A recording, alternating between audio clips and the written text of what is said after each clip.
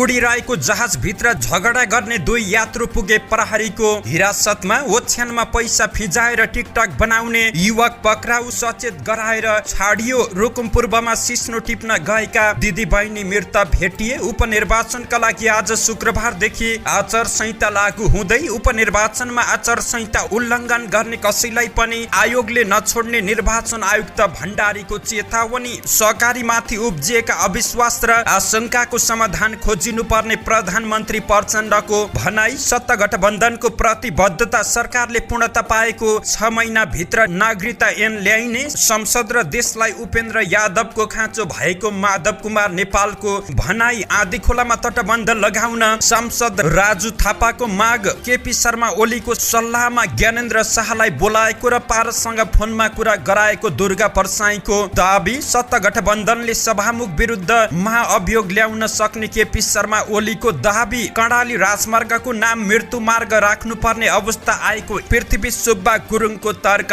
लुट पनि कतिसम्म, विमानस्थलमा सबको बाकस समेत फुटाउन थालेको सांसद ढकालको टिप्पणी। ज्ञानेन्द्र शाहीको अभिव्यक्ति प्रति माओवादीको नियमापत्ति। प्रचण्डलाई एमाले सांसद पन्तको कटाक्ष। एउटासँग बिहे गरेर अर्कोसँग पहिला जानेले काम गर्न सक्दैन। ओडा कार्यालयको भत्ता बाँडेर कांग्रेस उम्मेद्वार गोविन्द भट्टराईले मत मागेको भन्दै एमालेको विरोध। ताप्लेजुङमा टपरी गाँस्ने प्रतियोगिता गरिँदै लिभिङ टुगेदरमा बसेका पुरुषले बिहे गर्न नमानेको भन्दै ब्युटिसियनले हालिने बलात्कारको मुद्दा। एकै दिन थपिए 85 जना कोरोना संक्रमित, 17 जना अस्पतालमा। जापानमा 10 जना सवार सेल्फ फोर्सको हेलिकप्टर बेपत्ता। दर्शकबिन नमस्कार, तपाईँ हेर्दै हुनुहुन्छ नेपाल पोस्ट। म गोविन्द चपागाई। आज मिति विक्रमसम्म 2079 साल चैत महिनाको 24 गते शुक्रबार, इस्वीसम्म 2023 अप्रिल 7 तारिक। यसै गरी आज वैशाख कृष्ण प्रतिपदा तिथि सँगै विश्व स्वास्थ्य दिवस। यसै 2079 आज अनिवार्य स्वास्थ्य जनसङ्ख्या तथा वातावरण शिक्षाको परीक्षा पनि रहेको छ। दर्शकबिन देश तथा विदेशमा घटेका घटना, राजनीतिक खबर, उपचुनाव विशेष समाचारहरू, विभिन्न नेताहरूको तर्क, स्वास्थ्य सम्बन्धी जानकारी लगायत आज दिनभरि कहाँ के हुँदैछ त सम्पूर्ण जानकारीहरू लिएर शुभ बिहानी सँगै यहाँ सामु उपस्थित भएका छौँ। दर्शकबिन हामीलाई अन्तिमसम्म हेरेर साथ दिनुहोला। हामीलाई कुन ठाउँदेखि हेर्दै हुनुहुन्छ अनि कस्तो लाग्दैछ त हामी प्रति कुनै प्रतिक्रिया छन् भने तलको कमेन्ट बक्समा आफ्नो प्रतिक्रिया उल्लेख गर्न सक्नुहुन्छ। तपाईँको प्रतिक्रियालाई मनन गर्दै अगाडि बढ्नेछौँ। सकेसम्म देशैभरिका अपडेटलाई समेट्ने कोसिस गर्नेछौँ। आउनुहोस् समाचार सुरु गरौँ। उडिरहेको जहाजभित्र झगडा गर्ने 2 यात्रु प्रहरीको हिरासतमा रहेको प्रसङ्गबाट। विराटनगरबाट काठमाडौँ आइरहेको जहाजभित्र आकाशमै झगडा गर्ने 2 जना यात्रुलाई नेपाल नागरिक उड्डयन प्राधिकरणले प्रहरीलाई बुझाएको छ। विराटनगरबाट उडेको बुद्ध एयरको जहाजमा सवार 2 जना बीच आकाशमै झगडा भएको थियो। झगडा गर्नेहरू दुर्गालाल श्रेष्ठ र विमल बाबु श्रेष्ठ रहेका छन्। सँगैको सिटमा बसेका उनीहरूले जहाजमा झगडा गरेपछि प्राधिकरणले नियन्त्रणमा लिएर त्रिभुवन अन्तर्राष्ट्रिय विमानस्थल सुरक्षा कार्यालयलाई बुझाएको थियो। ती 2 जना माथि थप अनुसन्धानको लागि प्रहरी विरुद्ध गौशालामा पठाइएको कार्यालयका एसएसपी लालमणि आचार्यले जानकारी दिएका छन्। उनीहरू चिनजानकै व्यक्तिहरू बताइएको छ। उनीहरू बीच आर्थिक लेनदेन भएको र केही विषयमा कुरा नमिल्दा जहाजभित्रै झगडा भएको हुन सक्ने उनले जानकारी दिएका छन्। जहाजमा झगडा भएको भिडियो सामाजिक सञ्जालमा पाइएको छ। नागरिक उड्डयन प्राधिकरणका प्रवक्ता जगन्नाथ निरौलाले उनीहरूलाई गैर सैनिक YN 2015 अनुसार कारबाही गर्न प्रहरीलाई बुझाएको जानकारी प्राप्त भएको छ।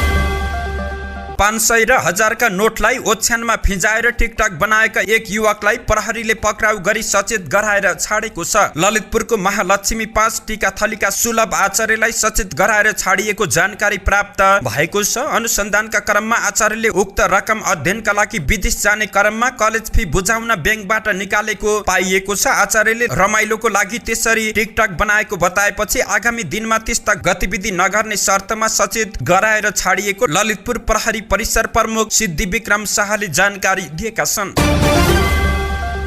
रुकुम पूर्वमा सिस्नो टिप्न गएका दिदीबहिनी मृत फेला परेका छन्। बुधबार साँझ घरबाट सिस्नो टिप्न गएका पुथा उत्तर गंगा गाउँपालिका 3 रन्माका 10 वर्षीय रिना बुढामगर र 8 वर्षीय कालीमया बुढामगर मृत अवस्थामा फेला परेका छन्। उनीहरू एकै घरका दिदीबहिनी रहेको प्रहरी निरीक्षक गणेश पाण्डेले जानकारी दिएका हुन्। उनीहरू घरबाट सिस्नो टिप्न भन्दै गएको र साँझ घरमा नआएपछि आफन्तले खोज तलास गर्दा बिहीबार बिहान 6 बजे मृतक अवस्थामा देखेपछि प्रहरीलाई खबर गरेको जानकारी प्राप्त भएको छ। वैशाख 10 गते हुने प्रतिनिधि सभाको उपनिर्वाचनको लागि निर्वाचन आयोगको आचार संहिता आज शुक्रबारदेखि लागू हुने भएको छ। आयोगका प्रवक्ता एवं सहसचिव शालिग्राम शर्मा पौडेलले बिहीबार एक विज्ञप्ति जारी गर्दै आज शुक्रबारदेखि निर्वाचन नसकिएसम्म आचार संहिता लागू हुने जानकारी दिएका छन्। 12 चितवन र तनहुँमा वैशाख 10 गते हुने उपनिर्वाचनका लागि चैत 24 गते आजदेखि आचार संहिता लागू हुने भएको हो। वैशाख 10 गते हुने तनहुँ निर्वाचन क्षेत्र नम्बर 1, चितवन 2 र 12 निर्वाचन क्षेत्र नम्बर 2 मा हुने उपनिर्वाचनको लागि आज चैत 24 गतेदेखि आचार संहिता लागू हुने निर्वाचन आयोगले जानकारी दिएको हो। निर्वाचन आयुक्त रामप्रसाद भण्डारीले बिहीबार निर्वाचन आयोग र निर्वाचन आचार संहिता कडाइका साथ कार्यान्वयन गर्न सम्बन्धित पक्षहरूलाई निर्देशन दिइसकेको जानकारी पनि दिएका छन्। उनले विगतका निर्वाचनको अनुभव रहेकाले उपनिर्वाचनमा राम्रोसँग आचार संहिता कार्यान्वयन गराउने पक्षमा आयोग रहेको स्पष्ट पारेका छन्। उनले आचार संहिता उल्लङ्घनको अपेक्षा आयोगले नराखेको र निर्वाचन आचार संहिता उल्लङ्घन भएदेखि कसैले पनि सजायको भागीदार हुनुपर्ने उनले चेतावनी समेत दिएका छन्।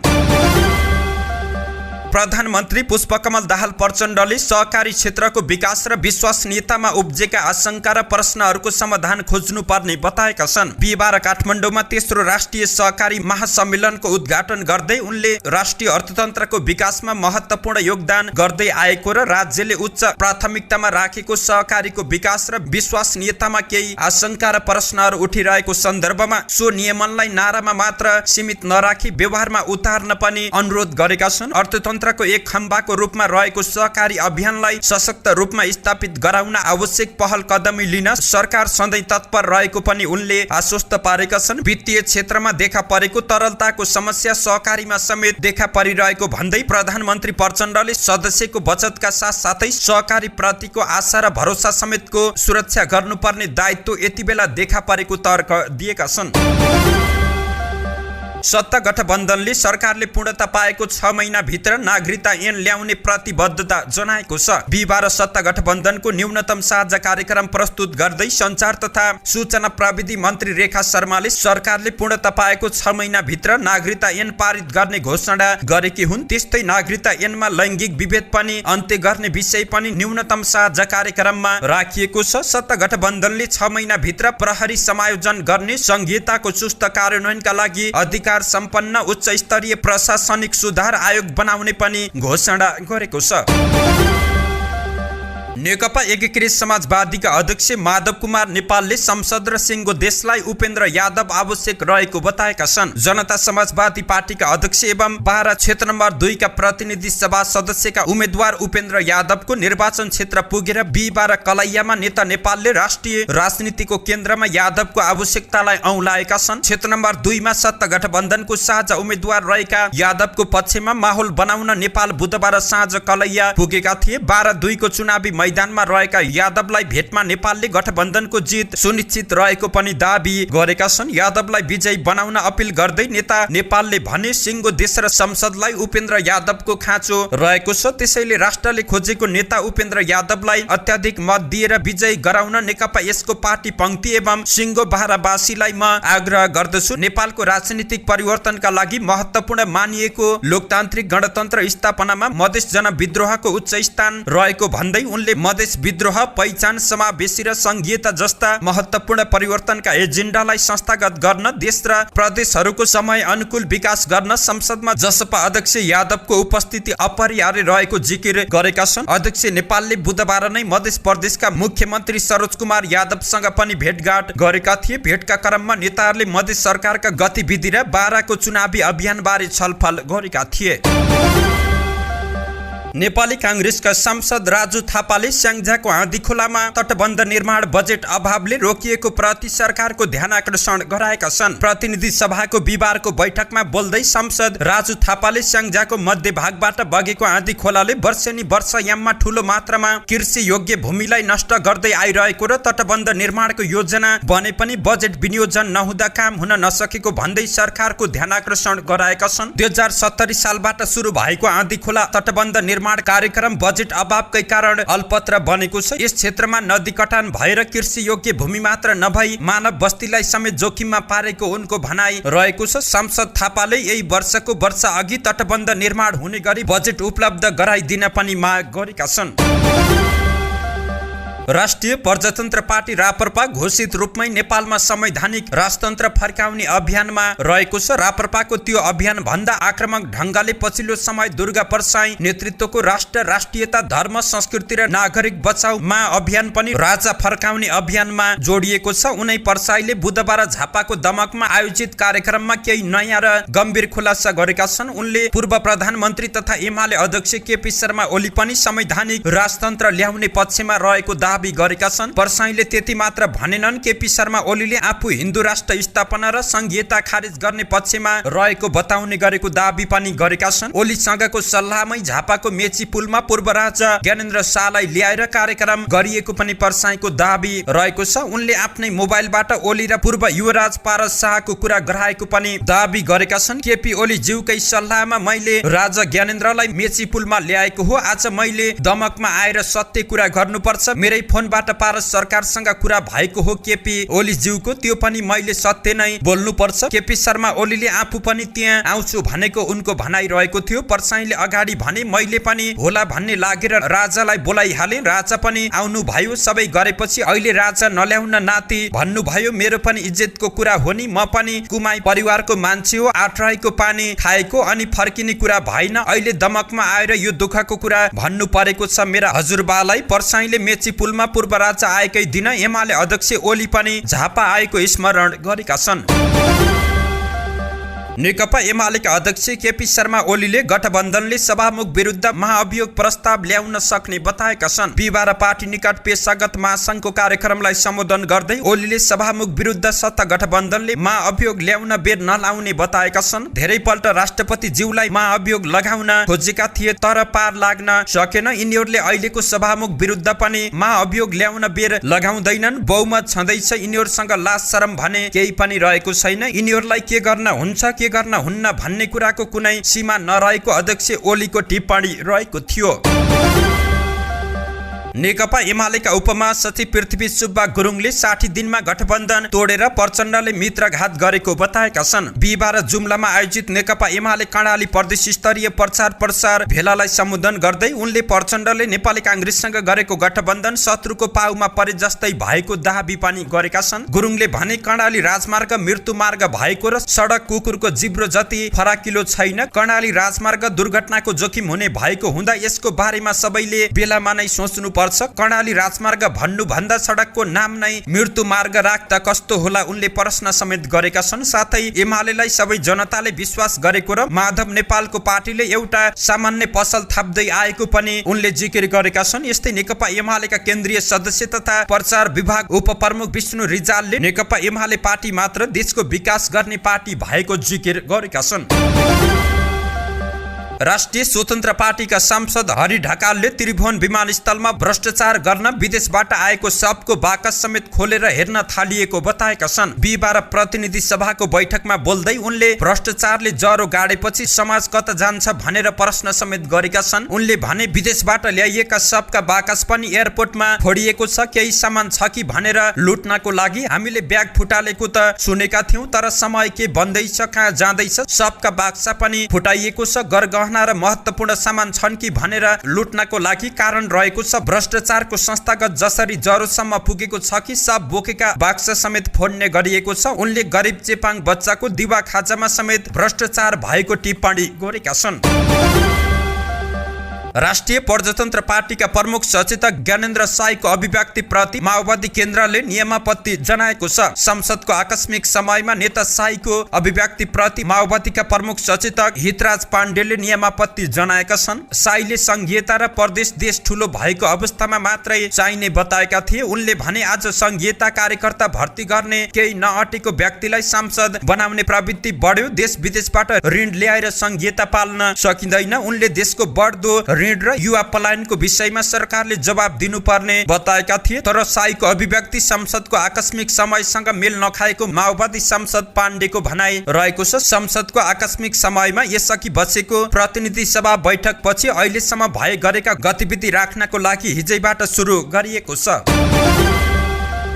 नेकपा एमालेका सांसद रघु पन्तले प्रधानमन्त्री पुष्पकमल दाहाल प्रचण्डले सरकारलाई पूर्णता दिन नसकेको प्रति आलोचना गरेका छन्। बिहिबारको प्रतिनिधि सभाको बैठकमा बोल्दै उनले सरकारले केही काम गर्न नसकेको भन्दै आलोचना गरेका छन्। उनले भने देशमा किसानहरूको समस्या बारे चर्चा रहेको छ। मुलुकको अहिलेको गम्भीर राजनीतिक आर्थिक अवस्था बारे न कुनै भिजन रहेको छ। अहिलेको सरकारले केही काम गरेको छैन। एउटासँग बिहे गर्यो, अर्कोसँग पहिला गयो अनि वरिपरि 8-9 भाइ जम्मा गरेर टिके यो सरकार 100 दिन नागिसक्दा पूरा मन्त्री परिषद त बनाउन सकेको छैन। त्यस्तो सरकारले के गर्ला उनको प्रश्न रहेको छ। उनले सरकार नीतिहीन, विचारहीन, कार्यक्रमहीन, सिद्धान्तहीन भएको आरोप समेत लगाएका छन्। यो सरकारको आलोचना गर्दा कोही पनि तात्तिनु पर्दैन। 100 दिनसम्म सरकारलाई पूर्णता दिन नसक्नेले फुर्ती गरेर मात्र हुँदैन। उनले सरकारको उपलब्धिमा यो बीचमा कति घाम लाग्यो, कति पानी पर्यो, कति बच्चा जन्मे भन्ने चाहिँ लेख्न छुटाएको भन्दै कटाक्ष गरेका छन्। उपचुनावमा उम्मेद्वारहरू जनताको घर दैलोमा जाने क्रम सुरु नहुँदै तनहुँ 1 मा एकजना उम्मेद्वार विवादमा परेका छन्। नेपाली कांग्रेसका तर्फबाट तनहुँ क्षेत्र नम्बर 1 का उम्मेद्वार गोविन्द भट्टराईले वडा कार्यालयले प्रदान गर्ने भत्ता आफूले वितरण गरेर चुनावी प्रचार गरेपछि विवादमा तानिएका छन्। व्यास नगरपालिका वडा नम्बर 11 को वडा कार्यालयले बिहिबार भत्ता वितरणको कार्यक्रम राखेको थियो। सोही क्रममा पुगेका भट्टराईले सोही वडाका अपाङ्गता भएका धर्मबहादुर अधिकारीलाई वडाको भत्ता प्रदान गरेका थिए। अधिकारी को कम्मर मुनिको भाग चल्दैन। चुनावका बेला मतदाता प्रभावित पार्न भट्टराईले वडा कार्यालय मार्फत वितरण गरिने भत्ता प्रदान गरेको भन्दै आलोचना भएको छ। नेकपा एमाले व्यास 11 का अध्यक्ष सञ्जय श्रेष्ठले चुनावका बेला मतदाता प्रभावित पार्न खोजिएको भन्दै निर्वाचन आयोगको ध्यान आकर्षण गराएका छन्। यस विषयमा वडा अध्यक्ष दलबहादुर दुरासँग सम्पर्क गर्दा आफू उक्त ठाउँमा नभएको र जानकारी समेत नभएको बताए। भट्टराईले भने कुनै प्रतिक्रिया नदिएको जानकारी प्राप्त भएको छ। ताप्लेजुङमा टपरी गाँस्ने प्रतियोगिता आयोजना गरिएको छ। नेपाली संस्कृति र परम्परा संरक्षण गर्ने उद्देश्यले टपरी गाँस्ने प्रतियोगिताको आयोजना गरिएको छ। पछिल्लो समयमा गाउँघरमा टपरीको प्रयोग कम हुँदै गएपछि यसरी टपरी गाँस्ने सिप पनि हराउने जोखिम बढेकाले यो सिपको संरक्षण गरी टपरीको प्रयोग कायम गराउने उद्देश्यले प्रतियोगिताको आयोजना गरिएको छ। नेपाल घरेलु तथा साना उद्योग महासंघ र नेपाल पर्यटन बोर्डको सहकार्यमा ताप्लेजुङको सदरमुकाम फुङलिङमा मंगलबारदेखि सुरु भएको औद्योगिक कृषि तथा पर्यटन मेलामा प्रतियोगिता आयोजना गरिएको हो। विभिन्न समूह तथा संघ संस्थाले टपरीको विकल्पमा प्लास्टिकका थाल लगायतका सामग्री प्रयोग बढाएसँगै टपरीको प्रयोग हराउन थालेको छ। तर अहिले पनि पूजापाठ जस्ता कार्यमा भने टपरीको प्रयोग हुँदै आएको छ।